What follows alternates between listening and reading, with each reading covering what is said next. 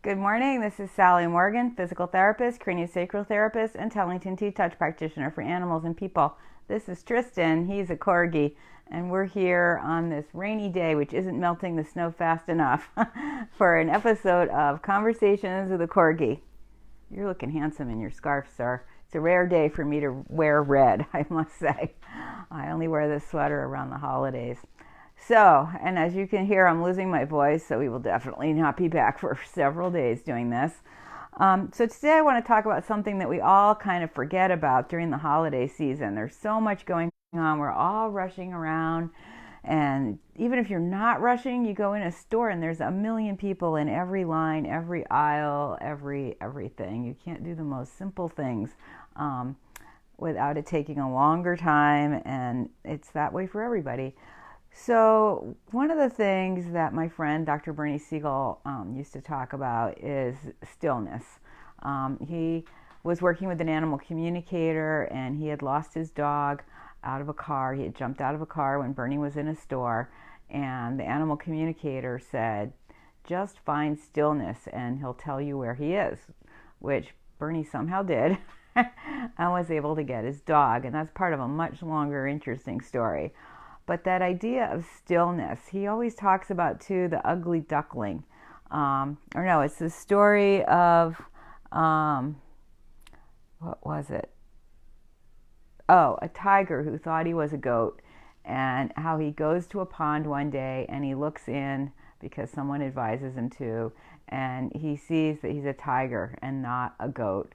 And there's always a joke with it that says something like, but I'm a goat, I'm a vegetarian, I don't eat meat, I can't be a tiger. And then he sees that he's this magnificent tiger.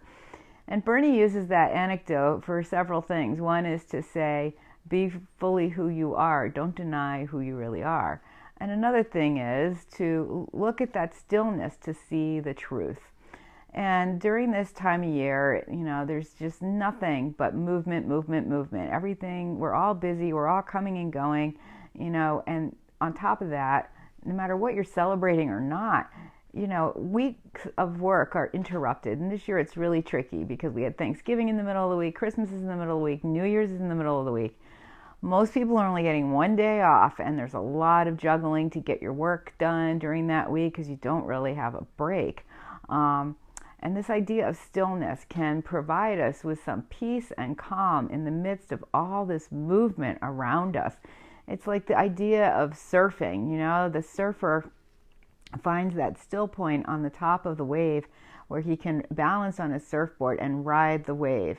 And we see that in sledding on hills too, that same idea of finding the balance on your sled and not moving so that you have less friction and you can get all the way down the hill to the bottom happily. So this idea of stillness in the time of busyness is really important. And what does that idea of stillness really mean? It means not getting flustered. It means staying within yourself, looking at the big picture. I've told you guys twice now, I've been jostled out of line and grumpy in the co-op, and twice I've stumbled upon a wonderful Corgi surprise. That's not gonna not happen. And it's happened to me at this big home goods store too. I've found a little something special for my mom 2 times in a row.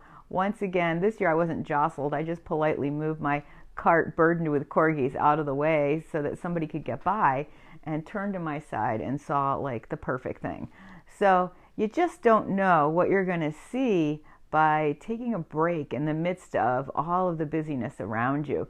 You just need to be calm, keep breathing in through your nose and out through your mouth, no matter what's going on. That helps people when they're having anxiety, if they're not happy in crowds, if they're stressed.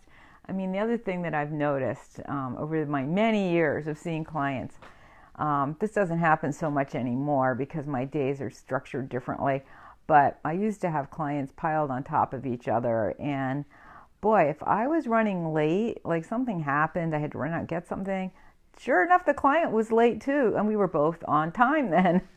And then I'd be worried the next client would be late too. So chances are, if you're busy and the day isn't going well, nobody else's is either, and you'll all manage to be in sync no matter what happens. And I think being able to allow that to happen comes from finding the stillness within you And that stillness is also what really attracts our animals to want to be with us, that being able to be calm in the midst of commotion. And, I've talked before about the comfort dogs they have in the airport now to help people relax and pet the dogs. And, we're all nervous, and the dogs have to overcome that nervousness of all the hundreds of people around them by being still, being dogs, and absorbing all that rustling energy. And that's asking a lot from a dog, especially something small like a little dog, like a Chihuahua. But, it's that same idea. You've got to find that comfort dog in yourself to be able to bring you back into balance and to keep you calm. And you do that through breathing and slowing your heart rate and just relaxing. And as I mentioned before, I've locked myself in a closet or a bathroom with the lights off just to get to a comfortable, quiet place in the midst of a lot of stuff going on. And, I seem to be way better at coping with crowds and busyness and stressful situations than most people. I have a lot of friends that won't go to big events anymore because they don't like crowds. And I find crowds invigorating and fun, and I really like being out in a crowd. And I kind of like going downtown at this time of year where you have to actually wait to get into a store because there's so many people shopping. So find that ability in yourself to find the stillness in the midst of all the movement and activity and busyness. And it will make you a lot happier. You'll be able to savor the holidays more, really enjoy everything that you do, and you'll be more appealing to your pet. So as I said before, find that comfort dog in yourself, for yourself. And one way that is easy to do that is to do T-Touch heart hugs on yourself. I've worked with so many people that have so many kinds of anxiety, and I've taught them all heart hugs. And boy, just the act of having to think about how to do a heart hug, which isn't very hard, but that takes them out of the panic so that they can calm down. So imagine, again, the face of a clock right here where I have my horse with the 6 at the floor, the 12 at the clock top, and his nose is the 9, and we got the 3 here. We're going to make that circle and a quarter, starting at the 6, all the way around the clock, back to the 9, and take a deep breath, and you can go either direction. And just doing a couple of these can really just bring you back into yourself. And if you're in a busy place, you don't need to do it with 2 hands. You can just use 1 hand and take a breath. And it really kind of frees up all the tension in your shoulders and neck. Like, it's a really miraculous thing, in addition to getting you back into your body and breathing. So be your own comfort dog. Something tuned it in that stresses me. Thanks to the honest people. Oh, so nervous. Yeah, somebody was saying that they're so nervous because they're worried about dishonest people. And heart hugs can definitely help with that too. So how long? Really, just a couple of minutes, not even a minute, 30 seconds. I mean, just as long as I did here, just 2 or 3 heart hugs.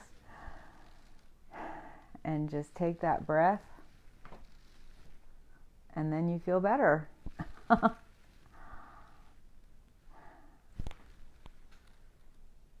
My Lynn neighbor. Oh. I have a neighbor in Lynn. It's so funny because I have 2 iPhones, and when I sign into one, the other one gets cranky and says somebody in Needham is stealing your phone. I'm like, Needham? That's like 100 miles away from here. Why doesn't it register that I live here? Like, the mystery of technology. It doesn't know a lot of things, but it also knows a lot of things we don't think it does. All right, so I will see you guys in a few days. Maybe, next week I have my educator job every day except Wednesday. Wednesday we have dog school, and we're probably going to go to agility just for the exercise, which means we got to be there at 8 in the morning. So we probably won't be back until next weekend. Actually, next weekend I have to drive to New Jersey. Sunday and Saturday I have to drive there and back. So I don't know when I'll do this again. It might be a week. I might try to do something tomorrow if I'm not too sick. So everybody have a great weekend and try to stay calm, and we'll see you soon. Thanks. Have a great day, everybody.